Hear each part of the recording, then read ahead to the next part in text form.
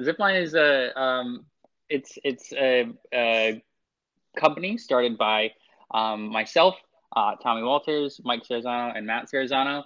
And we do video of like all across the spectrum. We do stuff for corporate clients. We do stuff for artists, creative people, artistic organizations, and now video games. So yeah, it's kind of a partnership. In some ways, we do creative things as well, and are hoping to do even more of that. But generally, we're just kind of hands for hire, guns for hire. When people need us, we come.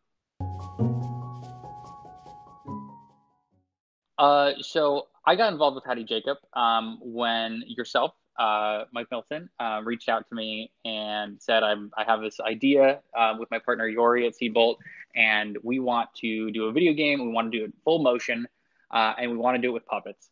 And originally, we were just involved as the video solution, I think, to make sure it would be able to, capture the full motion video that we required to do the game.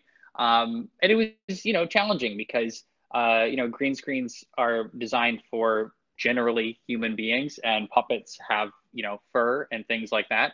And so coming up with the solutions required to really capture the puppets was a challenge, but it was exciting.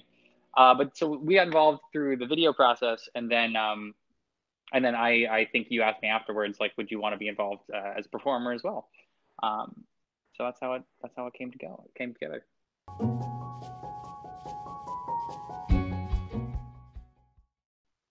Yeah, I mean, on a technical level, sure. There's different file formats to shoot in for green screen, and when you're dealing with someone, let's say with slicked back hair who doesn't have frills in the hair, you can get away with a lower bitrate file. But when you're dealing with a puppet that has the most frilly hair possible into the color, you have to shoot in the highest bit rate with the higher bit depth so that you have enough color information, not to turn that hair into just delete it. Just delete the hair and make it a smooth object.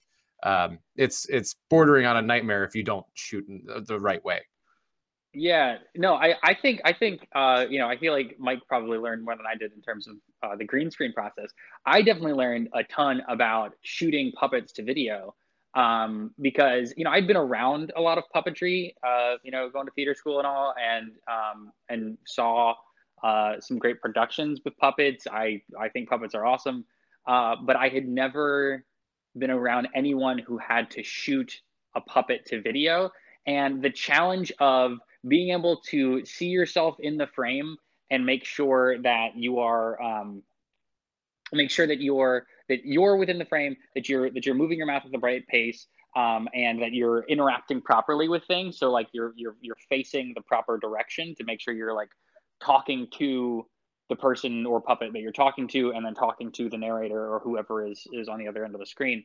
That was a huge challenge, and we definitely had to do some troubleshooting with that and figuring out how specifically they do it, because I know that they have a lot of different shows that do puppetry have processes in place for that. Like they have a standard way that they do it, but if you're just trying to like make a go of it, kind of a DIY situation, it's definitely a learning curve to figure out how the best way to do that without breaking your neck.